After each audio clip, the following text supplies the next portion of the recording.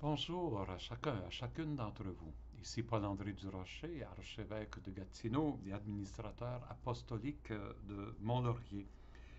Je suis avec vous aujourd'hui en ce jeudi 21 mai, jeudi de la sixième semaine de Pâques, pour regarder avec vous les Écritures, des Actes des Apôtres et l'Évangile de Jean tel que nous le propose la liturgie. Mais nous nous trouvons aujourd'hui au 40e jour après Pâques. Et dans les Actes des Apôtres, au début des Actes, Saint Luc dit que c'est le 40e jour après Pâques que Jésus fut enlevé au ciel, l'ascension. De fait, 40 dans la Bible, quand on parle de 40 jours, souvent c'est une façon de dire symboliquement un certain temps, une certaine durée, sans plus de précision que ça. On pense au déluge avec Noé qui a duré 40 jours, les 40 ans dans le désert du peuple d'Israël entre l'Égypte et la terre promise. On pense aux 40 jours dans le désert que Jésus a vécu au début de son ministère, et 40 jours. Donc, ça veut simplement dire un certain laps de temps. Est-ce que c'était 40? Est-ce que c'était 45? Est-ce que c'était 35? Le chiffre précis n'est pas si important que ça. Donc, dans beaucoup de pays, on a décidé de fêter la Pentecôte, l'Ascension le dimanche, bon, 40, 43, 44 jours après. Donc, nous fêterons l'Ascension dimanche prochain. En France, par exemple, on a gardé la tradition de le fêter le 40e jour. Donc, s'il y a des Français qui m'écoutent, vous n'entendrez pas les lectures de la fête de l'Ascension parce que dans le Canada, au Québec, nous lisons les textes du jeudi de la sixième semaine. Alors, lançons-nous. Nous sommes rendus au chapitre 18, versets 1 à 8. Hier, on a vu Paul rencontrer les philosophes d'Athènes. Et aujourd'hui, le récit, on pourrait dire, descend de ces grandes sphères intellectuelles de la philosophie pour entrer dans le concret quotidien de la vie de Paul. Euh, et alors, suivons le texte. Paul quitta Athènes et se rendit à Corinthe. Hier, j'ai dit probablement après que Silas et Timothée le rejoignent à Athènes. Mais de fait, il ne retrouvera ces deux-là qu'à Corinthe. Donc, il continue son voyage seul. Et à Corinthe, en passant, Corinthe, c'est un port de mer, c'est une grande ville. C'est, c'est un lieu où il y a toutes sortes de cultures qui se mélangent, où il y a toutes sortes de religions qui se mélangent et toutes sortes de pratiques morales qui se mélangent. Donc, c'est un lieu, comment le comparer, cosmopolite à l'extrême en Grèce. Il y trouva un juif nommé Aquila, originaire de la province du Pont, récemment arrivé d'Italie, ainsi que sa femme Priscille. Donc, ce couple juif, Aquila et Priscille, ils vont être nommés encore d'autres fois dans les actes, et Paul, dans ses lettres, va les nommer. L'empereur Claude, Claudius, qui est l'empereur romain à l'époque, avait pris la décision d'éloigner de Rome tous les Juifs. De fait, il y avait une persécution.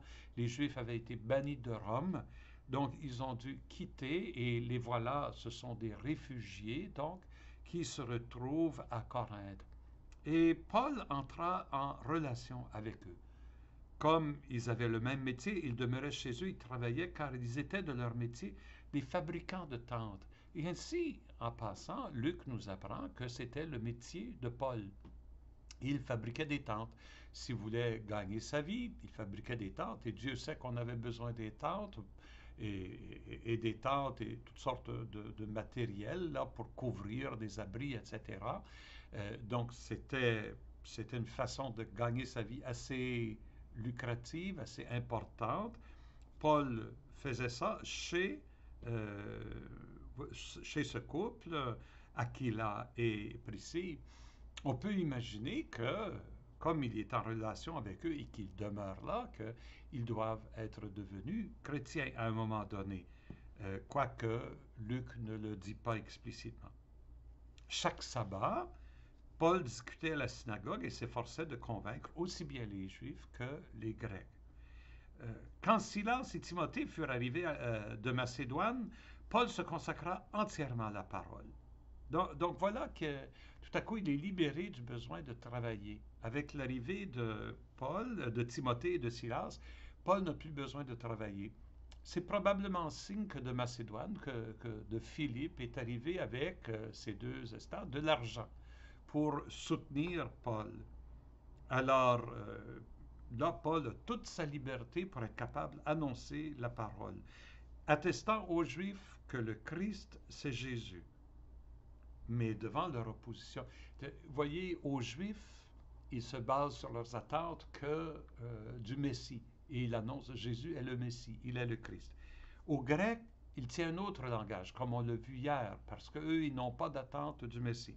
Mais continuellement, pour les Juifs, c'est Jésus vient accomplir les Écritures devant leur opposition. Donc, comme souvent de l'imposition et même des injures, Paul secoue ses vêtements et leur dit que votre sang soit sur votre tête. Vous êtes responsable de vos choix.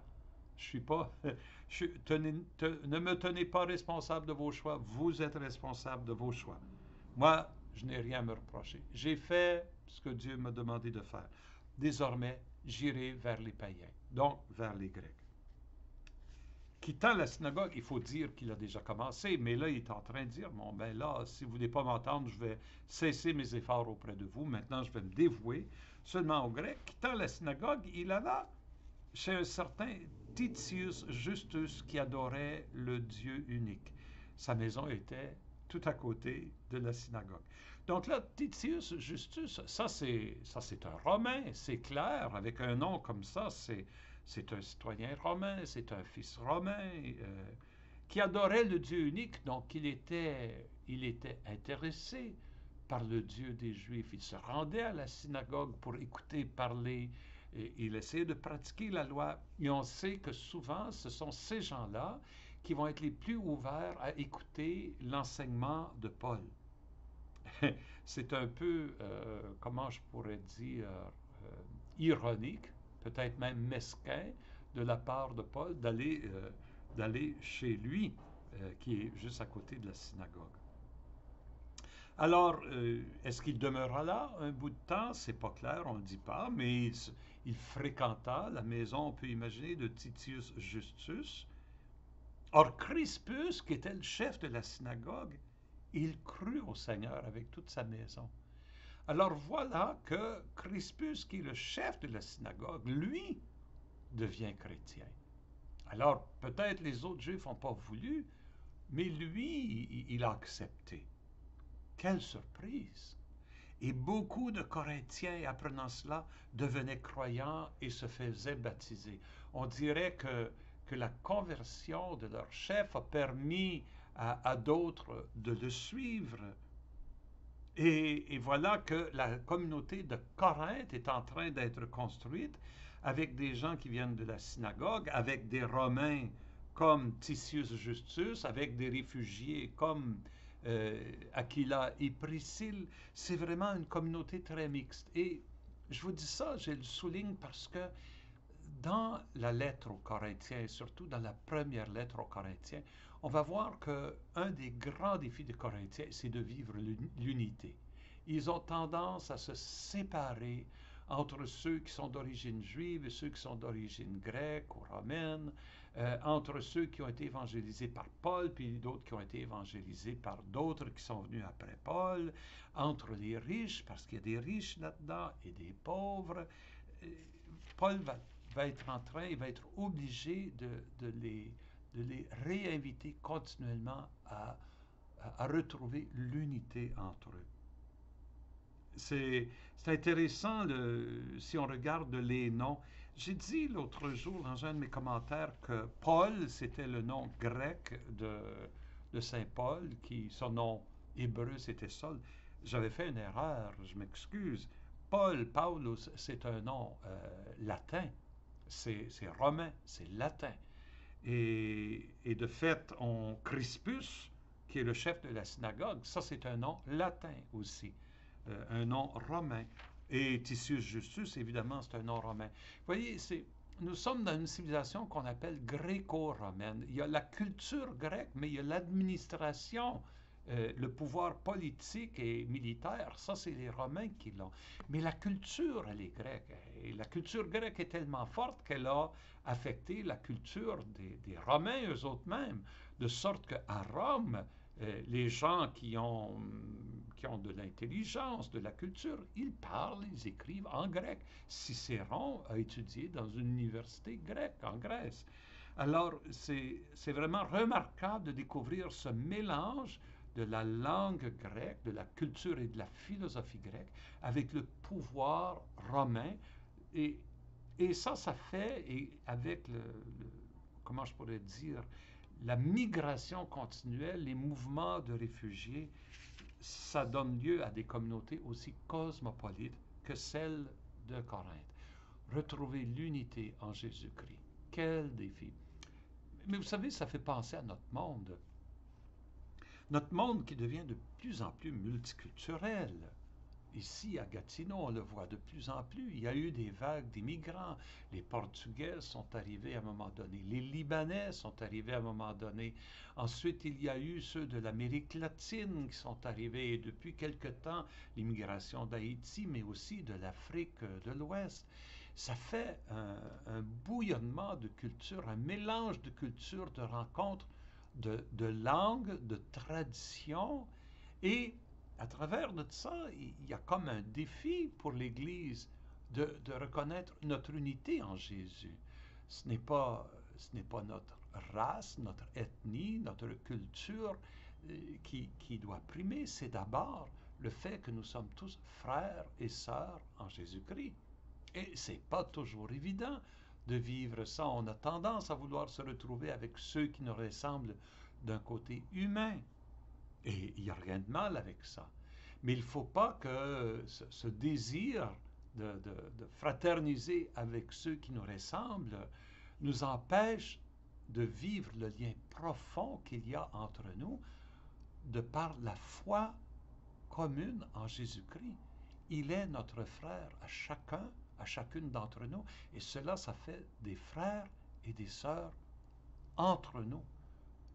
Cette unité de l'Église, nous devons la vivre au milieu de ce bouillonnement culturel et de cette multiplicité d'ethnies et de traditions.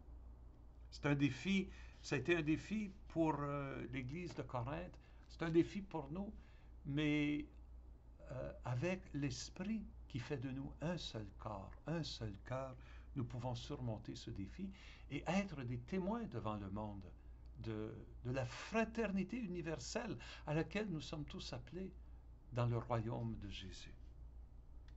Passons à l'évangile de Jean. Nous sommes au chapitre 16, versets 16 à 20. Nous sommes dans la troisième tradition du discours d'adieu de Jésus.